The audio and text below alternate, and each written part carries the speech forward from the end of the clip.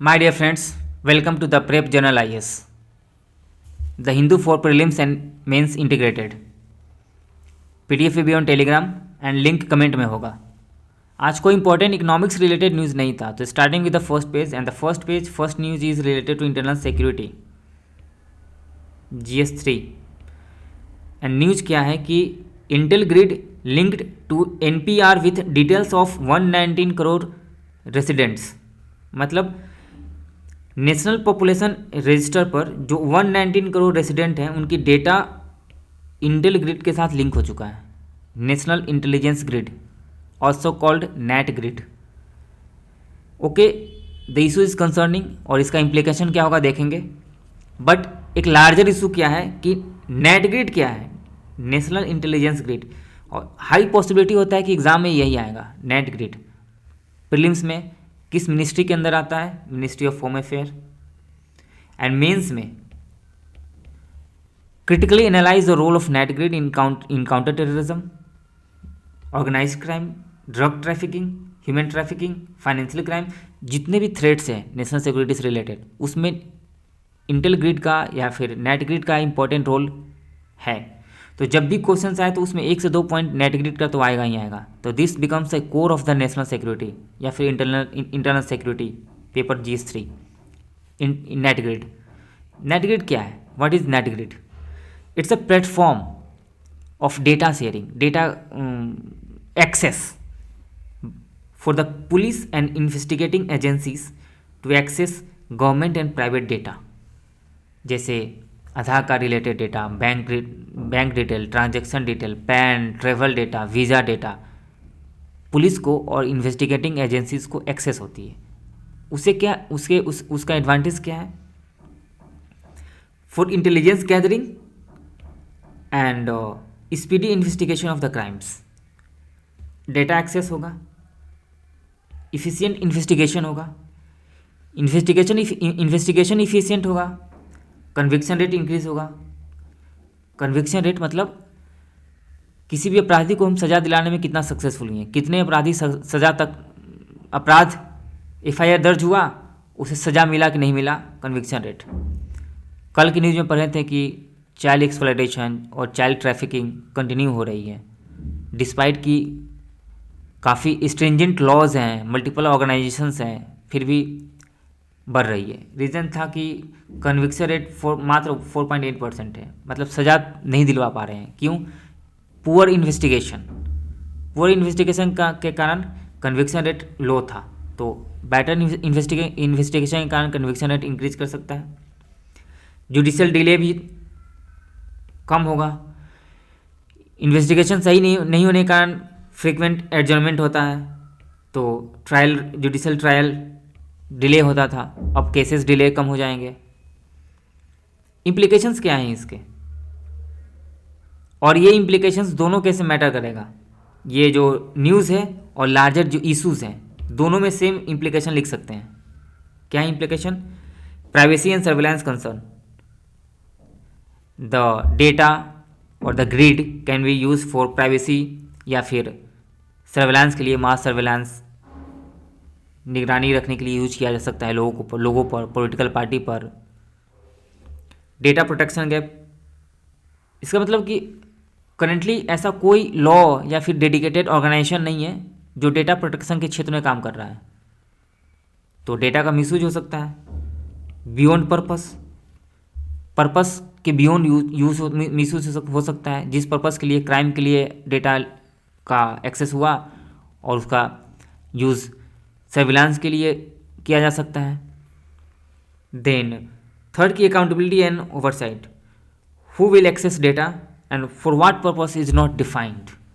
ऐसा कोई डिफिनेशन नहीं है कि कौन डेटा एक्सेस करेगा, किस पर्पस से एक्सेस होगा उस डेटा का. And way forward against right to personal liberty also includes the right to privacy. तो right to privacy के अगेंस्ट है आर्टिकल 21. पुत्ता स्वामी जजमेंट 2017 में it has said that any law or judgment or actions, regulations government का अगर right to privacy को violet करती है तो that should be legal, necessity, proportional and procedural safeguard, चारों कंडीशन को सेटिस्फाई करनी चाहिए। नेसेसिटी मतलब उसका ज़रूरत है, प्रोपोर्शनलिटी मतलब उस प्रोपोर्शन में ज़रूरत है। सपोज नेट ग्रिड का ज़रूरत है नेशनल सिक्योरिटी के लिए, नेसेसिटी तो है, लेकिन किस प्रोपोर्शन में उसका यूज कर रहे हैं, इतना इतना ना ज़्यादा उसका प्रोपोर्शन हो कि मास सर्विलांस के लिए यूज होने लग जाए, तो प्रोपोर्शनलिटी कंडीशन को सेटिस्फाई करनी चाहिए। Procedural safeguard as per the law होनी चाहिए, वो कॉन्स्टिट्यूशनल या फिर फंडामेंटल राइट्स को वायलेट नहीं करना चाहिए। And this must operate within the end that conclusion कि NATGRID must operate within this principles. SOP होनी चाहिए, audit trial, time bound data retention, independent oversight mechanism जो देखे कि किस तरीक़ा से डेटा का यूज़ हो रहा है, एंड इंश्योर करे कि प्रॉपर डेटा का प्रॉपर यूज़ हो रहा है उसी फील्ड में जिस फील्ड के लिए डेटा को लिया जा रहा है। नेट ग्रिड से सारे लिंक होते हैं, सारे पुलिस स्टेशन, और एक ग्रिड होता है, सारे एक दूसरे से लिंक होते हैं, और डेटा रियल एक्सेस में मिलता है जिससे इन्वेस्टिगेशन इम्प्रूव हो सकती है और वो इम्पोर्टेंट रोल प्ले कर सकती है ऑर्गेनाइज्ड क्राइम, टेररिज्म को फाइट करने में, ड्रग ट्रैफिकिंग फाइट करने में, एंड ह्यूमन ट्रैफिकिंग फाइट करने में। ओवरऑल हमने देखा कि नेट ग्रिड इंटरनल सिक्योरिटी के लिए काफ़ी इंपॉर्टेंट रोल प्ले कर सकती है। कंसर्निंग उसका एरिया क्या है, डेटा मिसयूज़, अकाउंटेबिलिटी का तय नहीं होना, प्राइवेसी या सर्विलेंस के लिए यूज़ होना, उसका राइट टू प्राइवेसी के अगेंस्ट वायलेट करना, प्रोपोर्शनलिटी को वायलेट कर सकता है, और ये वे फॉरवर्ड कि इस कंडीशन को फॉलो करना चाहिए आपको, strictly follow this conditions, and audit trial होने चाहिए। Okay, next two important news है, एक है आईआर से रिलेटेड, सुहासिनी हैदर काफ़ी इंपॉर्टेंट रिनोड जर्नलिस्ट हैं, तो इनकी आर्टिकल काफ़ी इंपॉर्टेंट हो जाती है आईआर के लिए। वो पूरा साल, एक साल का जो भी रिकैप हुआ है इंटरनेशनल रिलेशन में, उसको लेकर ये आर्टिकल है। सेकेंड आर्टिकल की जो रिसेंट फॉरेन पोर्टफोलियो इन्वेस्टर्स का एग्जिट हो रहा है, क्यों हो रहा है, उसका रीजंस और उसका इम्पैक्ट।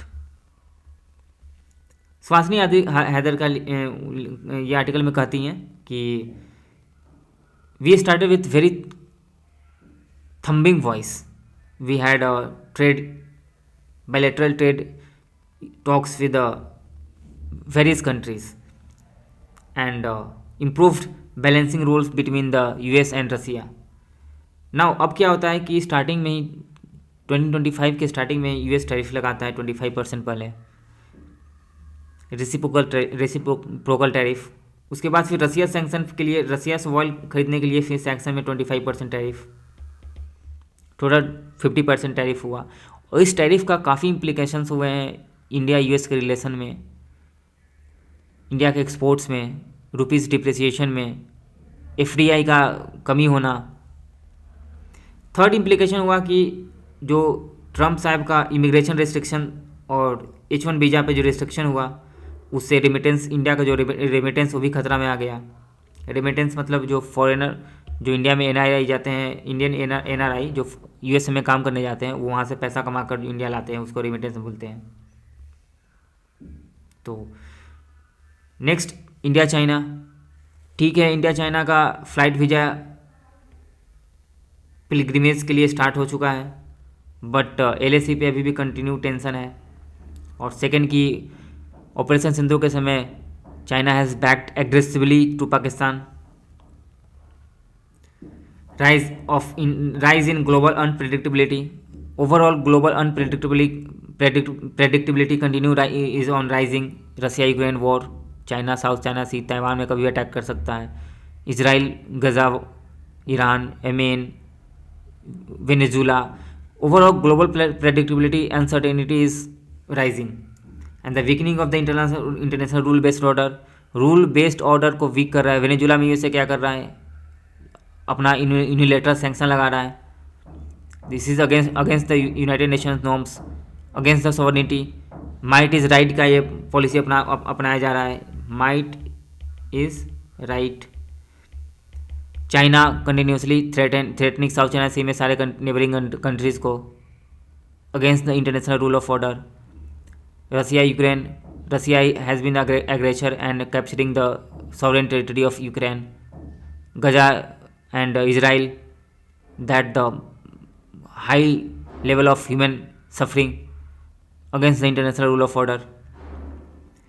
टेरर परसिस्ट कंटिन्यू हो रहा है, पहलगाम अटैक, एंड अपना जो नेबरहुड वोलेटिलिटी एंड अनप्रेडिक्टेबिलिटी है वो कंटिन्यू राइज पे है। म्यांमार अलग से वायलेंस है, बांग्लादेश पॉलिटिकली अनस्टेबल हो चुका है, इकोनॉमिकली डाउन टर्न चल रहा है, पाकिस्तान में military power on the rise हो रहा है और डेमोक्रेसी का वीकनिंग हो रही है। मालदीव कभी भी अपना मूड चेंज कर सकता है। Unpredictability in our neighbourhood. Solution, shift from optics to outcome oriented. जो फोटो खिंचाने वाला डिप्लोमेसी से हटकर एक आउटकम बेस्ड डिप्लोमेसी होनी चाहिए, ये इनका कहना है। एंड एक ट्रस्ट वर्दी एंड क्रेडिबल पार्टनरशिप बनो नेबरहुड में अदर कंट्रीज के साथ। Maintain strategic autonomy with clear priority, not ambiguity नहीं रखना चाहिए इंटरनेशनल रिलेशन में। ऐसे अब सबको दोस्त बनाने के चक्कर में फिर कोई दोस्त नहीं बचता है। अब जैसे रूस के साथ एम्बिग्यूटी है, इंडिया वेट कर रहा है कि मेरा रिलेशनशिप यूएस के साथ ट्रेड टॉक कैसा जाता है, उसी के बेस्ड पर रूस से डिफेंस डील करना या फिर ट्रेड डील करना। तो एक तरीका से एम्बिग्यूटी बना के बैठा हुआ है India, that is wrong in the international relation. Second, USA tariff का जो इम्पैक्ट है 50% टैरिफ का, उसका one of the most impact हो रहा है कि नेट एफडीआई नेगेटिव है। नेट एफडीआई मतलब नेट एफडीआई बोला जा रहा है इनका कि एफडीआई तो कम हो रही है, लेकिन नेट एफडीआई जो है नेगेटिव चल रहा है। पिछले 2-3 महीना से नेगेटिव चल रहा है। नेट एफडीआई का मतलब जो एफडीआई हमारे कंट्री में आ रहा है, जो फॉरेनर हमारे कंट्री में इन्वेस्ट कर रहे हैं और जो हमारे कंट्री के लोग फॉरेन में इन्वेस्ट कर रहे हैं, आउट जो मतलब जो एफडीआई आउट हो रहा है वो नेगेटिव है। या फिर जो बाहर एफपीआई लेके जा रहा है वो नेगेटिव है। और पिछले 3 से 4 महीने से फॉरेन पोर्टफोलियो इन्वेस्टर जो हैं अपने इन्वेस्टमेंट को इंडिया से निकाल कर बाहर ले जा रहे हैं। रीज़न क्या है कि जो यूएसए का जो टैरिफ है इंडिया का image as a credible investment partner, as a rising और मैन्युफैक्चरिंग हब धक्का लगा है।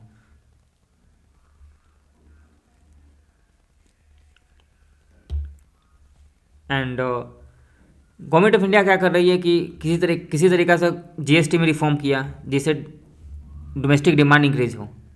डोमेस्टिक डिमांड इंक्रीज होगा तो प्राइवेट सेक्टर इन्वेस्टमेंट करेंगे, तो इंसेंटिवाइज कर रही है प्राइवेट सेक्टर को इन्वेस्ट करने के लिए प्रोडक्शन लिंक्ड इंसेंटिव के थ्रू, कॉर्पोरेट टैक्स रिडक्शन के थ्रू। मेन इसका पर्पस है कि प्राइवेट सेक्टर का इन्वेस्टमेंट बढ़े, जो कि रिप्लेस करे फॉरेन डायरेक्ट इन्वेस्टमेंट को। इम्पैक्ट क्या हो रहा है इससे? रुपीज़ डिप्रिसिएट हो रहा है, अपना रिजर्व डाउनग्रेड चल रहा है। इसका इम्पैक्ट करेंट अकाउंट डेफिसिट पे भी इम्पैक्ट है। Next is related to urban future with cities as dynamic ecosystem. इस आर्टिकल का मेन इम्पोर्टेंट इशू ये है कि the urban development is not inclusive, मतलब इंक्लूसिव नहीं है, एक्सक्लूसिव है। अर्बन जो रिसेंट अर्बन डेवलपमेंट हो रहा है, जैसे नोएडा में ही चल जाओ, गुड़गांव में चल जाओ, तो this is inclusive, not inclusive, this is exclusionary. कैसे है? सोसाइटी के लिए इम्पोर्टेंट है ये। कैसे है? अर्बन में नोएडा में एक एरिया है होगा high society building, high rising building का एरिया होगा। यहाँ पे 17 फ्लोर, 10 फ्लोर, 30 फ्लोर, बगल में स्लम एरिया होगा। और जो स्लम एरिया के लोग होंगे इस एरिया में नहीं जा पाएंगे क्योंकि गेट पे गार्ड बैठा हुआ होगा। और इनके अपने एरिया में ही मॉल, बड़े बड़े शोरूम्स होंगे, वहीं पे अपना खुद शॉपिंग करेंगे, अपने एरिया में ही रहेंगे। ये अपना जो पहले आज से 10 साल पहले सिटी में बेचने जाते थे फुटपाथ पर, वो चीज़ें बंद हो रही हैं। नया टाउन जो बन रहा है उसमें सेग्रीगेशन हो रहा है टाउन में। क्या हो रहा है, सेग्रीगेशन हो रहा है, पुअर एंड गरीबों अमीरों के बीच में, रिच एंड पुअर के बीच में। और ये इसको बड़ा कंटेम्प्ट नज़र से देखते हैं, गरीब हैं, चोर हैं, इम्पैथी नहीं है। This is against the ethics and morality. तो शहरी भविष्य मानव केंद्रित होना चाहिए। जो डेवलपमेंट हो रहा है मानव रहित है, मानव केंद्रित नहीं है, पीपल सेंट्रिक नहीं है। The development, urban development should be inclusive, sustainable and people centric and with link with the empathy, not segregation. तो होल आर्टिकल का मेन इशूज़ यही है। यूएस का naval black move again Venezuela. देखो important point इसमें यह है कि रिसेंटली हमने न्यूज़ में बैकग्राउंड पढ़े थे कि यूएस ने वेनेजुला में नेवल ब्लॉकेट कर रखा है। कोई भी वेनेजुला से ऑयल शिपमेंट बाहर नहीं जाएगा, सारा मिलिट्री अपना खड़ा कर रखा है। As a global body, United Nation has the power to impose international sanction that is legally binding and military. मतलब इसमें केवल यूनाइटेड नेशन के पास पावर है कि इंटरनेशनल सैंक्शन इम्पोज कर सके जो कि लीगली होगा। अदरवाइज़ जो यूएसए का सैंक्शन है वो यूनिलैटरल है, एक तरफा है, और एक तरीका से इकोनॉमिक वॉरफेयर है, आर्थिक युद्ध, to achieve its foreign objective. And this like economic warfare as a foreign tool, limit of sovereignty and against rule based order। देखे थे उस आर्टिकल में कि रूल बेस्ड ऑर्डर जो है वो डिक्रीज कर रही है। यूएसए ऐसा हरकतें करता रहता है, अपना use of dollar to leverage its foreign policy tools, use of trade, India के साथ टैरिफ इम्पोज करना कि आप रूस के साथ रिलेशनशिप कट करो, that the use of its trade, import power, economic power का यूज़ करना, बैंक्स का यूज़ करना, इंश्योरेंस का यूज़ करना। This all a western dominance agenda to keep its dominance. And Russia, Iran, Venezuela, China has been collaborating to break the hold that US has on global finance and mercantile shipping. Next कि passive participation, important news है नहीं, otherwise हम खुद अपने लिए पढ़ रहे हैं, तो जब खुद नहीं कर रहे हैं तो इसका मतलब कि इसका इंपॉर्टेंस नहीं है सिलेबस के अकॉर्डिंग, एज़ पर सिलेबस। तो हम जो भी करेंगे अपना सिलेबस के अकॉर्डिंग करते हैं। और India will soon become self reliant in semiconductor. काफ़ी इंपॉर्टेंट न्यूज़ आते रहते हैं इस एरिया में, और ये this news is not that much important कि अब इसको रिसर्च करें, इस करने बैठ जाएँ। Will wait for the next more better news.